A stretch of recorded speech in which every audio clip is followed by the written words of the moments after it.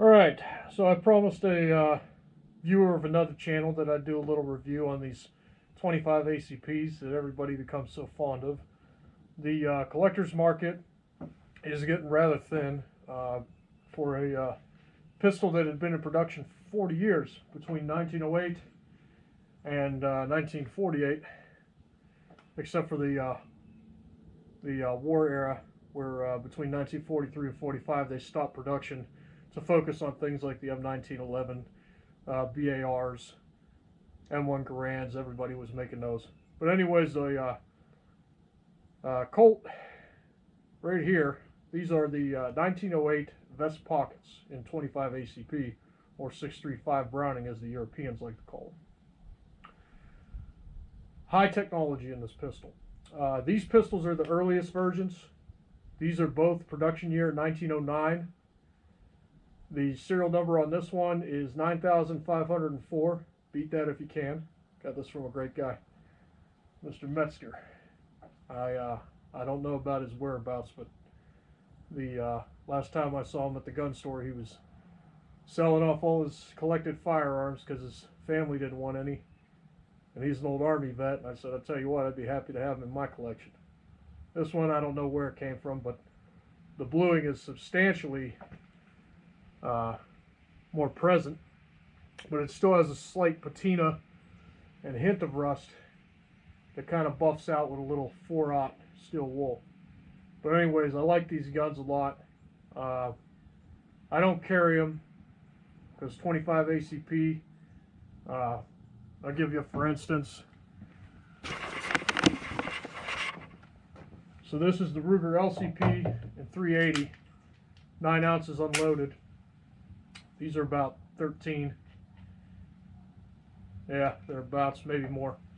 This is steel and iron, and you know, quite a bit going into it. Striker fired.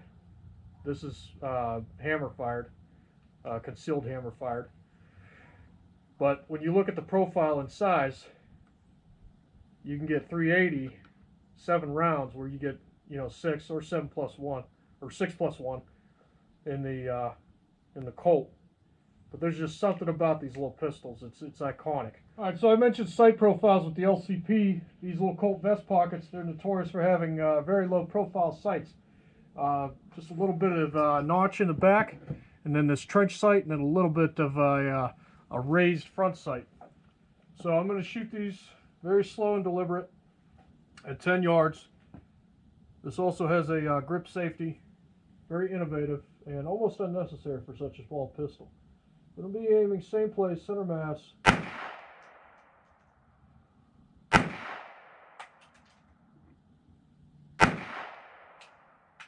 Patterning a little left, but still a usable pattern. GoPro, stop recording. Alright, now for the one with the more bluing on it.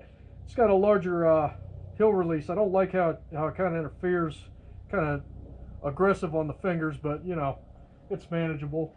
Manual safety, grip safety, disengage, disengage.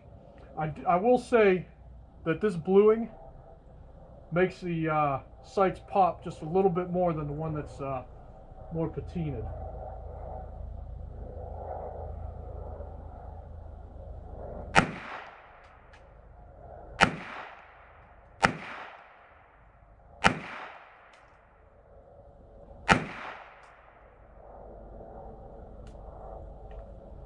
Oh, we got a jam there. How embarrassing, John Browning. First time this thing ever jammed. GoPro, stop recording. But the sights on this, a lot more substantial, so we'll see if that translates anything to accuracy. So the whole idea behind the P25 from Raven Arms was that it was so cheap. I think they were 25 bucks at the time. Helps if you load it. Should have 6 rounds in here. But they were so cheap that the idea was you could afford it, and that way you could arm everybody. I'm pretty sure they were made in California too, so it tells you how times have changed from back when it was the wild, wild west. The real women came equipped with scripts and fake breasts. It's what it is now.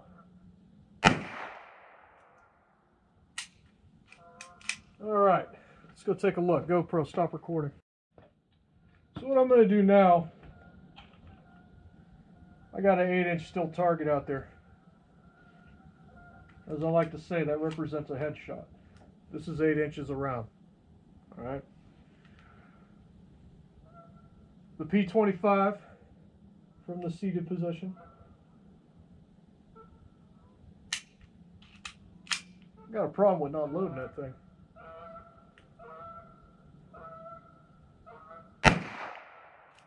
That'd be a miss. We'll give it to the Colt with more bluing on it.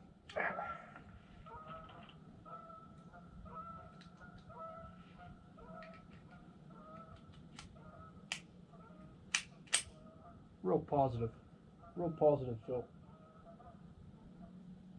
That's a hit.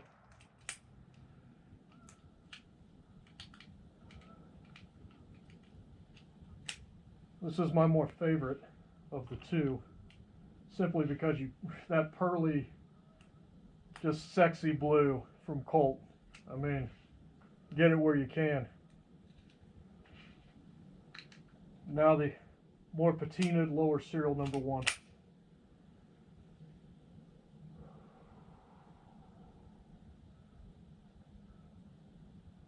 That's a hit. Gotta hand it to these Colts, man. They're just made brick solid. Just real nice. Alright, I think that about does it for today. GoPro, stop recording. Alright, so now what I'm going to do is a tabletop review of the Colt 1908 vest pocket in 25 ACP. I'm going to compare and contrast it to a more contemporary counterpart in the Ruger LCP. Straight away you can see there is a size difference, but there's also a quite a bit difference in power and caliber. So while the 380 is more powerful than the 25 ACP, you got to understand that this was the fashion of the day. Easy to carry, easy to conceal. They call it a vest pocket for a reason. Gentlemen would put it in their vest pocket. This was a way you could even up a fight with a mugger or some rowdy sailors, and it existed in a time before antibiotics. So even if you winged a man, he learned a life lesson that was pretty valuable. You get him in the gut, he's going to suffer for 3 to 4 days. If he pulled through, it would be a miracle. So I'll do the disassembly. Take the magazine out, ensure that it's clear, weapon is clear. So what you do is you're going to take this back only slightly. You can see these ribs right here, these gnarls, these cuts on the barrel. And what those do is those allow you, once you recess it to the point where you can see all of them, you can rotate the barrel about a quarter of the way, and you can see these lugs that made up with the frame. Well, before you do that, you got to make sure that you fire it, dry fire, so that your spring's not compressed. Because while you can take it apart at this point, if you do so, see how this firing pin spring and stud were separate because they were able to bypass the sear? Well, this striker-fired weapon system, if you do not dry fire it, and that's why I hate when people say, oh, you shouldn't dry fire guns, especially older models, because the metallurgy just wasn't there, blah, blah, blah. It's mostly misnomers. So what I'm going to do is I'm going to attempt to show you. Oh, I guess it didn't cock. But yeah, you can see right there now, because it did not bypass that sear, that it is stuck. And if I was to take it apart at that point, that thing would go flying. And I'm not trying to lose it. So what I'm telling you to do is make sure that you dry fire it prior to disassembly. Take the slide back, maybe about a third of the way, to where you can see all the gnarls on the barrel. Rotate it a quarter out of battery so that the lugs come apart from where they made up with the frame, and then you can take it apart. John Browning was a fucking genius. For anybody who doesn't know that, you ought to. Everything on this firearm just fits together. Everything goes perfectly between the stud, Did an X on the rear part of the frame. You can see that it's just perfectly cut. That bevel. Let me take this guide rod and drive spring out. Take the barrel, just tip it slightly this way. Yeah. But you can see, like, just all these mating surfaces, the way that they went together, everything just fits geniusly. Look at how close that tolerance is. And this was just, you know, your everyday available carry pistol. 380 was actually invented by John Browning in 1903, and its design was basically so that a gentleman had something he could conceal, even up a fight, and if he had to, he could put down a rabid dog in the street, and that way he wouldn't have to mess with it. So it wasn't uncommon, and even around the turn of the century, in places like London, England, where you'd hear shots being fired in the street, you know, in the middle of the day, and that was just business. That's how things got done. So, anyways, that's a basic field strip at that point. Now, I'm not taking apart the trigger mechanism or the sear block or any of that stuff. I'm not taking the grips off, but you can see here, this has a grip safety. So you're looking at, you have a manual safety on the side, okay, right here. You have a grip safety back here, similar to your 1911. Later versions actually had a magazine disconnect so that you couldn't fire it without the magazine in. This one predates that because this is from 1909. And it was just generally a very, very modernized gun. It was patented in 1896. You can even see it here on the slide. I'm not sure. I'll use this one as a better example. You might be able to see it. But it says right there, patented August 25th, 1896, April 20th, 1897, and December 22nd, 1903. Yet, it went into production in 1908. So, a lot going on with this pistol. Manual safety, later on had a magazine disconnect, beaver tail grip safety, so that, you know, if you had it in your pocket and you fumbled around, you didn't fire that striker. Striker fired, you know, not everything was hammer fired back in the day. And, you know, a semi-automatic, all at that. So just, you know, the little bit of technology that's evolved from that era. You still see it today. So I'm going to set that aside, and then I'll do the reassembly. Again, that's just a simple basic field strip. You know, you can take the grips off and then start playing around. You rotate the safety out, and then you depress. You knock this pin out, and basically the whole thing comes apart.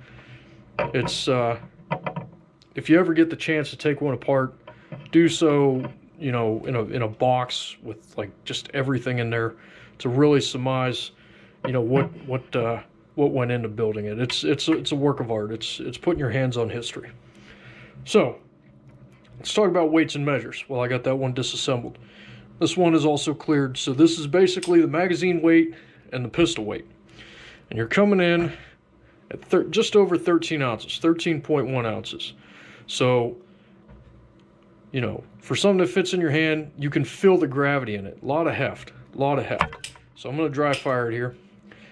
Again, the manual safety keeps it from retracting.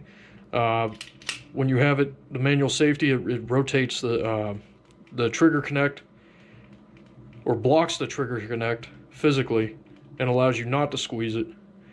And again, if you inadvertently put your finger in the trigger well, or something goes in the trigger well, but you don't have the grip safety depressed, it's not going to fire.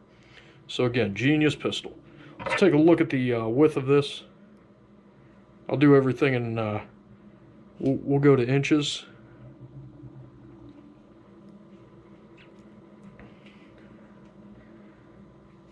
So the width of the slide is coming in at just under, just about, I guess, at its widest point, at 7/10 of an inch, so 0.7 inches. At the grip, widest part of the grip, coming in at just under an inch, so 0.98. Overall length,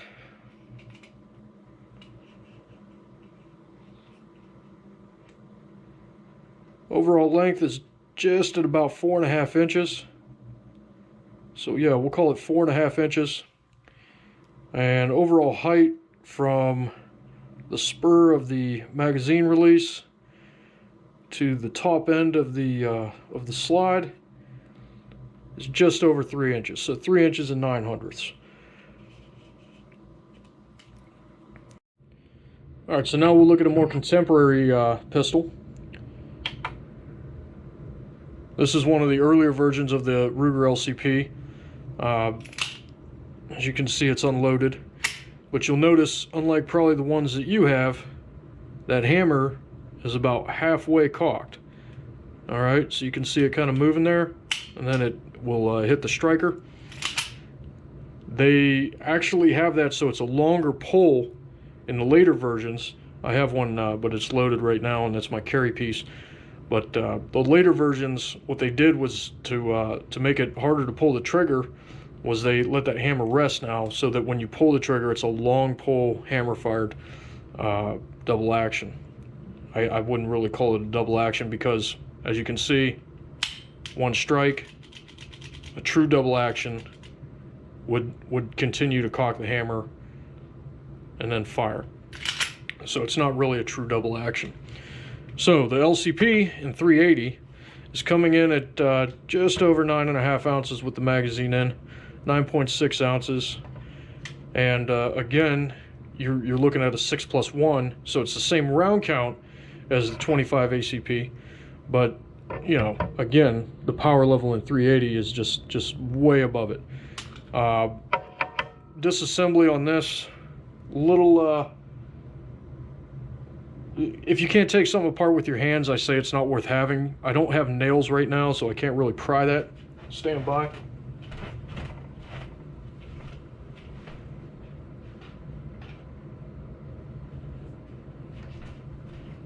Yeah, that'll work. All right, so the way to disassemble the LCP is to take the slide back only slightly so that you can get underneath that pin. Very little amount of steel on this compared to the Colt.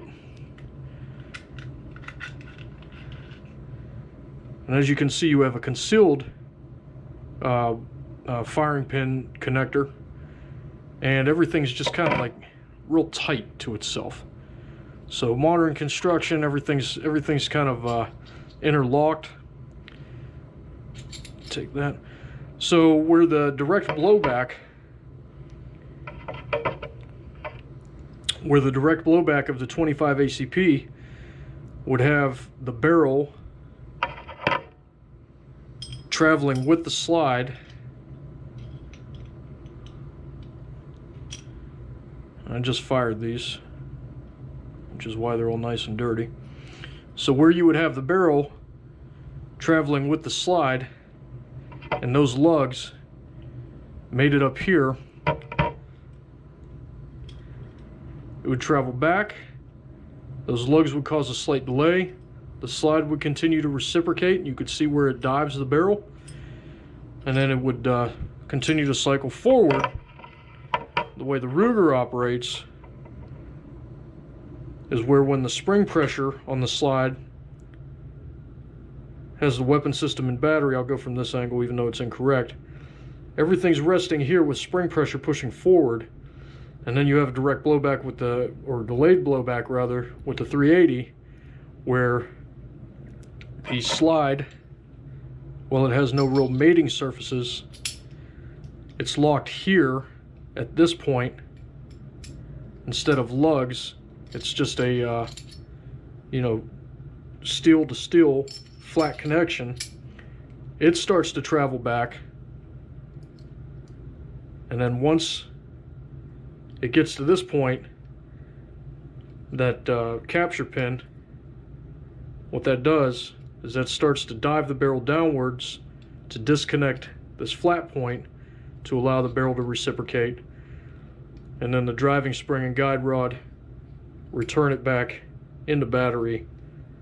You have an extractor here, and it locks it locks your 380 round into the chamber. So working mechanisms, while different, are still in a way similar. It's not a great leap in technology that we have, you know, over 100 years later, or, you know, close to 100 years later. I guess more than 100 years later when you think about when the patent was formed. And while again, there's no significant advancement in the technology of the mechanics, there's a huge leap in advancement in the technology of the materials. So, you know, I guess if you're afforded the opportunity to carry a pocket auto, you know, in a day of, you know, ready surgery and antibiotics and medicines and painkillers and all the things that basically allow over 80% of the people who are victims of gunshots to survive as long as they reach that next level of care, why would you go with a 25 ACP for self-defense? Guess that's just a rhetorical question, doesn't need an answer, but I'll tell you, at the end of the day, there are people who still carry these. They love them. If I carried a 25 ACP, it would be a backup to the backup. Alright, so we'll start to reassemble this Colt here. I'll start by putting the striker and firing pin. Oh. Keep those lugs to the side. Okay. This is the more difficult portion of the proposition because this guide rod on this spring has to go underneath this part of the receiver.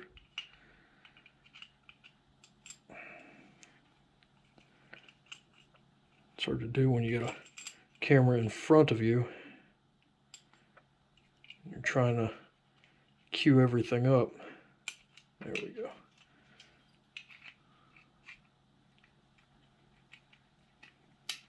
Okay.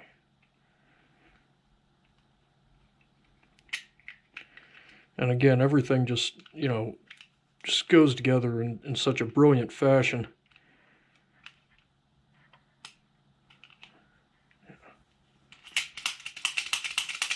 Works just fine.